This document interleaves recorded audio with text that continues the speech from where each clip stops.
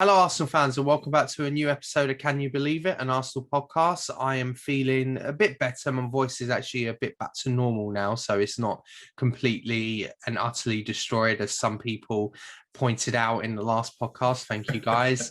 And I'm once again joined by Wayne. Hey man, how's it going? I'm glad your voice is doing a little bit better. I'm still maintaining it wasn't tonsillitis related, and it was all the Camden beers and the Tottenham result. Yeah, I mean, I'm still not 100%, but I mean, I'm sure it definitely didn't help my illness when you have Camden Hells buy one get one free. So Arsenal, you know what you were doing. But anyway, so obviously the weeks passed. We're doing a preview podcast for the Brighton game now, and it's been obviously quite a quiet week. Like I guess after the electricity of the weekend, it was always going to be quite a quiet week, especially when Arsenal are not in Europe anymore, and we talked about that before about the how we miss Arsenal in Europe. But I guess the only big news this week was the Granit Xhaka news. So obviously Granit Xhaka is now out for 3 months for Arsenal, and that's a big blow.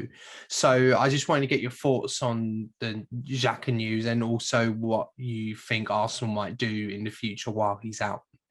It's disappointing because we was talking about on the previous podcast. We had a question: what's going to stop this team sort of going to the next level, and what's going to stop us from challenging for top four?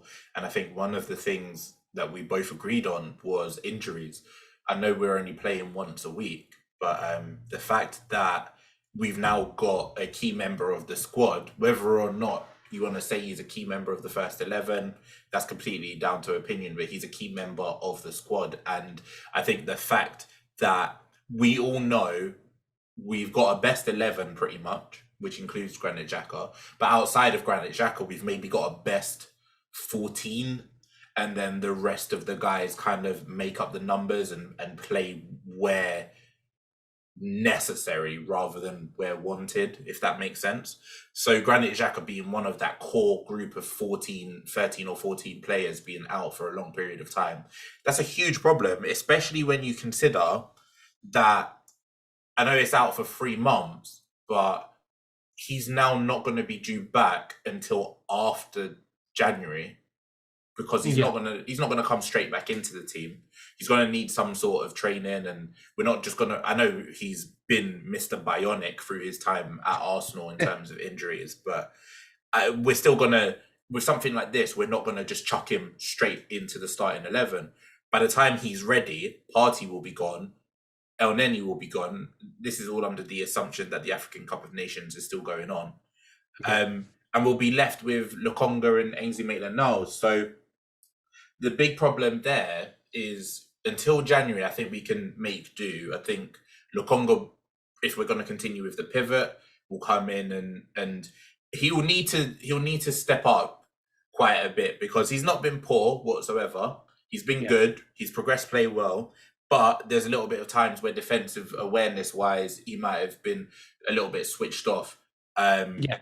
So hopefully he learns quick. I don't really see Maitland-Niles as a long-term centre mid option for the club. He might get some minutes here and there, particularly in the League Cup, in the Carabao Cup, and he might come off the bench here and there. El Neni, we might see getting a bit more minutes here and there as well. But what I do think is, against some of these quote unquote lesser teams, I think we're going to see this 4-3-3 quite a bit more. Obviously, we done it against Burnley. We might see that against Brighton, although it would be a little bit risky, because doing against Burnley, a team that kind of sits back and don't really use the midfield, is one thing. But going toe to toe against a team that like to play football and like to use the midfield in Brighton, I'm not sure whether we're going to risk that yet. But I do think we'll probably see it more than maybe we were anticipating. But hopefully Xhaka is okay. Hopefully he comes back. I don't want to say earlier than scheduled, because I think we've made the mistake before with players in the past, and we've kind of forced them into returning a little bit early, thinking about Thomas Partey last season in the North London Derby is one example. And I don't want a situation with Xhaka like that. I don't want a situation like that with any of our players. So hopefully January we see us bring in a centre midfielder, because we absolutely have to now. There's no excuses around that. I think we needed one anyway. But yeah, thoughts with Xhaka. It's never nice to have a serious injury, especially when all reports and everything last week was every senior member of the team is fit. And once again, we're in a situation where that lasts for about a day. So yeah, hopefully he comes back and is able to help us towards the end of the season. Yeah, I would like to see what kind of stats are available for how long Arsenal have a fully fit squad for. It must not be longer than like 2 weeks or something, if even that. So, you sort of knew that someone was going to get an injury just because Arsenal had a fully fit squad. But it's a shame that it's an injury out for this long, out for 3 months. And obviously, you're totally right. He might be back in January. And I agree in terms of Sambi's probably the most logical replacement, and he's obviously played and started in Premier League games this season. I agree he has to improve his defensive awareness as well, and I think that should come with time in terms of being a regular member of the squad and someone getting used to the Premier League. Hopefully that will come with time. He's a bit non-existent defensively, so it's going to put a lot of pressure on Thomas Partey. And even if you don't like Mohamed El Neni or Ainsley Maitland-Niles in terms of they're not the most ambitious options in central midfield, both of them at least offer something a bit more defensively. So if you are worried about that defensive contribution from Sambi, then you have other options as well, including a change of formation. So if you want to go to the 4-3-3, you can, but I wouldn't want to use it against any team that are remotely good. Like I would use it at home against teams that we should be beating. So like the Crystal Palace game in a couple of weeks, that's probably a really good game to play it, and then play maybe Pepe or Martinelli on the wings when you play Smith Rowe and Odegaard a bit deeper. But like games against Brighton are a very good side these days, and I know they've been under the cosh in terms of like they've had high XG last season, but just completely couldn't finish at all.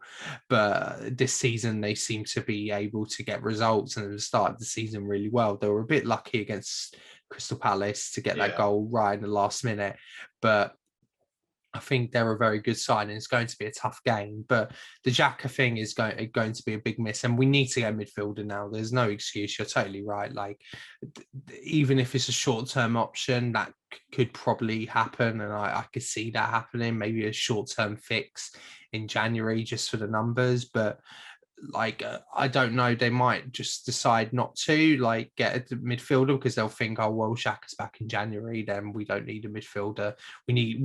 Ideally we need a midfielder now to cover for stuff. But I guess that's the benefit of playing once a week, is that you shouldn't really have that many injuries, touch wood, that you will have throughout a season if you're playing in Europe. To the center.